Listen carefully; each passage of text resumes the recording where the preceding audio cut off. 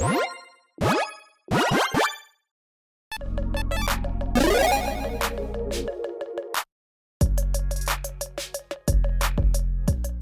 everyone, Mitch coming in from not the Commander Scores studio, if you didn't notice. Welcome to the show. So, on today's episode, I'm going to be talking about what might be my brand new perfect commander that, well, I kind of came up with, so that's why it's perfect for me at least. So this is one where this kind of idea has been around my head for a bit, if I could speak correctly, and just trying to kind of pinpoint exactly how I want this commander to look. I think I finally nailed it, and a huge thank you to my friends for helping out with that. Eric, Alec, and Eddie, thank you so much for your feedback on this one, making sure I worded it correctly, and hopefully don't embarrass myself too much with this design. Let me know in the comments below, rules lawyers out there, though, what I messed up on. With all that said, let's jump into it. So a huge thank you to mtg.design for existing. You're a fantastic site, and that is how I made this custom card. The Ruler of the Blind Eternities. A really cool art on it as well. A 5/5 Night Stalker avatar for Wooburg, if I could talk. Yeah, go figure, Mitch with a 5-color commander, right? Tap, exile a spell you control. Reveal card to the top of your library until you reveal a card with the same mana value as the exiled spell. You may cast without paying its mana cost, but the rest on the bottom of your library in a random order. So let me know again what your thoughts are on this design. Is it too powerful, not powerful enough? What exactly, are you thinking about this one? Because I think this is kind of hitting the exact sweet spot that I wanted with it. It is a very, very powerful effect. I don't think it is overpowered, and I mean, maybe it is, but basically what I wanted is a commander that could say, okay, I'm going to exchange this spell that I'm casting for something else. Now, that could be something else random, kind of like a Cascade effect. But it also, unlike Cascade, is a bit less random, at least depending on how you build the deck, because again, it is guaranteed to hit something that is the same mana value, granted that you have something in your deck that is the same mana value as that spell. And again, if you have a deck that maybe just has, I don't know, let's say a couple of cards at each mana value, or maybe just even one at every single mana value that you want, then you can guarantee that you essentially are kind of utilizing cards to tutor for those and then cast those for free. Again, this is not a tap effect, so it is not repeatable, but it is repeatable in a way that you could, get an untap effect. I mean, obviously, we'll talk about some here in a little bit, but ways to actually utilize that again multiple times a turn could be pretty powerful. Overall, I just like the design of it. Yeah, and of course, I made a Night Stalker because it's a creature type that I think Wizards needs to bring back. It's just a very, very old and janky, creature type, essentially. I think Rise of the Night Stalkers, is that the really janky art? It's like, sacrifice your swamps, bring them all back. It's a terrible, terrible, terrible card. But I think it'd be fun, that if, the Ruler of the Blind Eternities is just this unheralded creature type that no one really cares about, essentially. So a Night Stalker avatar with some pretty sick art. Yeah, I think it's a pretty cool effect. I think that, again, yes, it's powerful. I don't think it's overly powerful. There are some pretty crazy things you can do with it, and it allows me to set up a specific deck that I absolutely love the concept of. Yeah, with all that said, let's jump into some cards that I'd be considering for this one. And I probably should have already mentioned, but my playgroup is actually okay if I decide to actually print this one out, proxy it, and play it, because, yeah, my playgroup's pretty cool. But we shall see if they regret that, because with this kind of a deck, well, I'm going to be utilizing a lot of cards like Briber's Purse. This is a terrible, terrible, awful card in most scenarios. An X mana artifact, enters the battlefield with X gem counters on it, pay 1, tap, remove a gem counter from it, target creature can attack or block this turn. None of that really matters. I mean, sure, I guess if you play it and utilize it, that might help you out, but with this deck, this is just basically a tutor in a way, because with this commander, again, you cast this, for whatever X mana value you want, you put it on the stack as that, and then you say, yeah, let's get rid of this. Okay, I put 6 into that, cool. Let's get something off the top that costs 6 or 7 or 8 or whatever it is. Again, if you build your deck properly or in a way where you're like, hey, okay, this only has, so many cards that can hit off the top of the library that are at 6, all right, and I know I need those for this kind of a scenario, so that could be a way that you go with it. Again, I pulled out, I think it was 9 mana artifacts, the 9x mana artifacts, I should say. Chamber Sentry, yet another one where it's like, it doesn't really matter what it does. It does not matter what the card does, just the fact that it is X means that it's basically a tutor for you with this kind of a commander. Chimeric Mass, yet another one. Clown Car, that's a weird one. Engineered Explosives, which I guess could be pretty effective. Actually, not really budget friendly for me either, unfortunately. Phyrexian Marauder, we've got Shifting Wall, we've got Sigil of Distinction, we've got Stone Coil Serpent. So quite a few options for us here. And yes, of course, you can utilize other X spells as well. Maybe ones that don't just cost, well, 0, essentially, right? You've got other options out there, ones that maybe cost like 1 in X. The thing with that, though, is that, well, I kind of want to build this deck in a specific way. And to do that, well, what I'm going to be using is a card that is called Dance with Calamity. Now, this is actually the card that kind of inspired this commander build, because it got me thinking, like, okay, like, I really love that there are certain commanders out there like Essica, or Prismatic Bridge, I should say, with that side, or, you know, Atlaplani, which can actually go grab, again, if you build your deck in a certain way, just a single creature every single time. If there's only one creature in the deck, then you're going to be getting that one. It's basically a creature tutor commander. That being said, there aren't really any commanders that are like, hey, instant sorcery tutor. So this commander, it can kind of be built in a couple different ways where, yeah, with this one, if you want to build the entire deck around Dance with Calamity, you can, because again, you can guarantee that you will hit it off the top of your library. If again, you cast one of those X mana artifacts, whatever, for 8, then you exile with your commander, then you reveal at the top until you hit the only thing in your deck that costs 8, which is this, sorcery for 8 mana, shuffle your library as many times as you choose. You may exile the top card of your library. The total mana value of those cards exiled this way is 13 or less. You may cast any number of spells from among those cards without paying their mana cost. Yeah, I like this kind of effect. I like these kind of crazy cards, and again, I like building an entire deck potentially around these crazy cards. And yeah, you can do that already, right? You could just build a bunch of tutors in the deck, but I prefer kind of designing a commander that kind of really lends itself to this. I think it's a pretty cool concept where, hey, again, I'll spend X for my artifact. I'll put 8 into there. I'll exile, I'll grab this, and I'll cast it. And guess what? Every single card in my deck, there's a total mana value outside of this of 13 or less, meaning that I can exile my entire library and cast my entire library, because again, that's why I've got those X mana artifacts versus, say, you know, like, I guess Curiosity. I don't know why that came to mind. Is Curiosity the ones that X and a blue? Whichever ones essentially be like, yeah, you can have X spells that cost just, you know, X and one color, but again, that takes up a mana value. And so instead of doing that, let's just do it this way where I can guarantee that I'm hitting, you know, a certain, you know, 13 mana value in total and casting that for my entire library, basically, with this kind of a weird card. Now, this is the kind of deck that I like spinning my wheels on. I like actually building, you know, out online, essentially.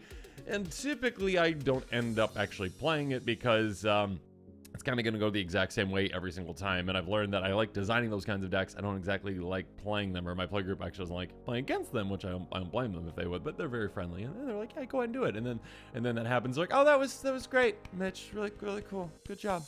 Regardless, there are, of course, other ways that you can build this kind of a commander. And one that was brought up by one in my play group was using one of my favorite cards, Inevitable Betrayal. I love this card. And actually, I built an entire Cody deck around this one. Source for nothing, essentially. Spend 3 for 1 blue. Search target opponent's library for a creature card. Put that card on battlefield under your control, and that player shuffles. So this one, if you build your deck in a different way, obviously, I mean, it depends on how you build it. You could, again, potentially guarantee that you hit this. It is more difficult to actually hit that, though, because you probably would have to have just like one of those artifacts that, you know, have a 0 mana cost, because you want to hit this, so you need something else. So it is definitely a way that you could build it where you're like, yeah, okay, again, at specific mana values, you can be like, okay, I know I'm going to be able to hit something like that. So you could go 0 mana stuff if you really want to, or if you're just okay just hitting miscellaneous 0 mana stuff each time and hoping you hit something good, that could work as well. Next up, things to consider are, of course, untap effects, like I mentioned earlier, like Dramatic Reversal, a fantastic card. Instant for 2 mana, untap all non-permanents you control. Again, if you've got this kind of like a tutor strategy where you have all those X mana tutor spells, essentially, that basically just get you these, and again, you only have certain effects at certain mana values, cool. If, you know, Dramatic Reversal is your only card at 2 mana, you know you're going to hit it, and it's going to untap your commander so you can utilize it again, which is great. And of course, untap your mana rocks as well, untap all non-permanents you control. So you're going to have a really explosive, fun turn with that, or maybe fun for you. Again, if you're storming off, your opponents might not think it's as fun. Moving on, of course, Kira's Follower. Cards like this that can untap again at 2 mana. Tap, untap another target permanent. So this can help you ramp you, but also, again, it can help untap your commander so you can utilize it again. So kind of like my Garth deck, I'd be including a lot of things that could untap. One very spicy one, Jeskai Ascendancy. I can't believe this card's 58 cents. Just 58 cents. Enchantment for 3 mana and Jeskai. Whenever you cast a non-creature spell, creature control get +1 until turn, untap those creatures. Because a non-creature spell, you draw a card. If you do, discard a card. So most importantly, every single time you cast a non-creature spell, guess what? You get to untap everything, including your commander, meaning that you can utilize it again. So you can do some really crazy, probably combo-y things with this too, and you get to loot while you're doing it as well and pump your commander. Moving on, though, of course, we can utilize this kind of a commander as like a toolbox commander as well. Again, if you're just like, okay, I need a board wipe, All right, at 4 mana, that's the only thing I have at 4 mana. I've got multiple board wipes. They're all 4 mana, so I know that if I utilize one of my X spells for 4, I can exile it with my commander, and I'm going to go off the top of the deck and hit that, so I can hit that Consuming Tide. Source for 4 mana. Each player chooses a non-land permanent they control. Return all non-land permanents not chosen this way to their hands. You draw a card for each opponent has more cards in their hand than you. So again, this is a way to essentially say, let's reset things. I don't really like what's going on here. I'll keep my commander in play, of course, and then everything else is going away, essentially. Maybe draw some cards with it, too. Or again, at 4 mana, you might hit Divine Reckoning. If you have multiple, again, these kind of a toolbox kind of build, if you have multiple of the exact same-ish effect, you can know that, okay, I'm in a dire situation right now. I need to wipe the board. 4 mana is what I need to do. That is what exactly my deck is built for. I can toolbox, hit that off the top. Divine Reckoning, each player chooses a creature they control, then destroy the rest. Flashback. So again, keep your commander in play, destroy everything else, and yeah, just actually clear the board and make sure you're okay to keep moving forward. Moving on though. You can also, this kind of a commander, do like a very specific kind of build where you got everything at a specific CMC. You could even do like a zombie tribal. I think it was Alex who brought this one up. I believe was Alec or Eric. Thank you for my play group for bringing these amazing ideas up. But yeah, I didn't even think that you could go tribal with it. You can go zombie rival it essentially with it. Undead War Chief at 4 mana. You go here and you're like, okay, I've got all these lower zombies, 1, 2, 3, whatever. I'll hit miscellaneous ones off the top, but I've got specific ones at the higher mana values that I know I can hit and can make a huge impact, like Undead War Chief. Zombie spells I cast cost points to cast. Zombies I control +2/+1. That is a massive thing for a zombie deck. A great pump effect and a huge reduction for your team. And again, it's kind of unexpected. We're like, okay, I've got a 5-color commander that can do basically any kind of a deck, and I'm going to go with Zombie Tribal with it. So I get access to all the zombies, including ones that are not just in mono black. But also, yeah, mono black's got a lot of great ones. I mean, at 5 mana, we can guarantee we hit Gary. So you're like, okay, cool. Great Merchant of Asphodel, enter the battlefield, drain basically based on Devotion of Black. So yeah, just drain for a ton. Being able to know that you can hit Gary at 5 again if it's your only 5 mana value zombie or 5 mana value card in the entire deck. Congratulations. You're like, yeah, it's kind of time to finish off some of these opponents to gain some life as well. Let's do that. Let's go get Gary. I mean, at 6 mana, we've got Gravespawn Sovereign. I love this one. Tap 5 untap zombies you control. Put target creature card from a graveyard on the battlefield under your control. Again, this one really plays into those tap untap effects. So again, you got that Jeskai Ascendancy in play. Maybe you're utilizing that with this to just gain control of a lot of things out of graveyards. Yeah, utilizing again tap effects and untap effects with this kind of a commander. Another wipe that can just really help you out. And you can do some pretty crazy things again, even if you're going zombie tribal with this. Moving on. I mean, Rot Hulk, you can make sure you can hit that at 7. Menace enters the battlefield, attempt to X target zombie cards to grab the battlefield, X number of opponents you have. It's gonna be a massive ETV, a massive play for you. And again, something that can be pretty unexpected. And you know that you can hit again if it's the only thing at 7 mana. Finally, at 8 mana, I mean, Army of the Damned. This was one that was mentioned as well. It's like, hey, yeah, you can ensure that you have like these big, heavy hitting finishers at 8 mana. There you go. You create 13 tap 2 black zombie creature tokens. You can flash it back again, so you can utilize that. So make sure you're keeping that in mind. But yeah, ways to really take advantage of this and say, yeah, we've got some finishers with that as well. But yeah, overall, I really like the design. I like how it turned out. Thank you again to my play group for really helping me kind of hammer down this design and get it as good as I can get it. Because this is, again, I'm okay with the wording sometimes, and I get the wording usually pretty close, but it's like, actually, this doesn't work that way. You need to word slightly differently, or put a comma here, or put that there.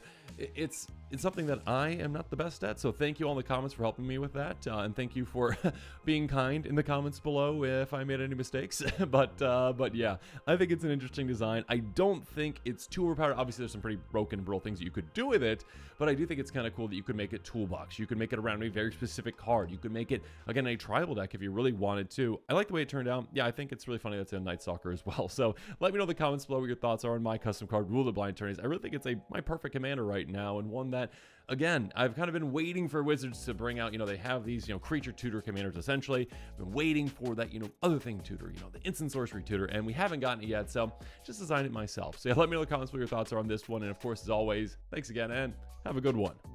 This show and episodes like this one are possible thanks to viewers like you. If you're looking for an easy way to help support this show, make sure that you like, share, and subscribe. Also, hit that bell notification icon so you don't miss any new episodes. You can also go check out our playmats and other merchandise at thecommandersquarters.com. We also have a ton of brand new t-shirt designs in stock, so make sure you check out those as well. Another easy way to support this show is with our TCG Player affiliate links. So whether you're buying a deck or individual cards, you can use this general link right here or one in the description. And the final way that you can support this show is by supporting us directly by becoming a patron. There are many benefits to being a patron, and I truly couldn't do this without all their support.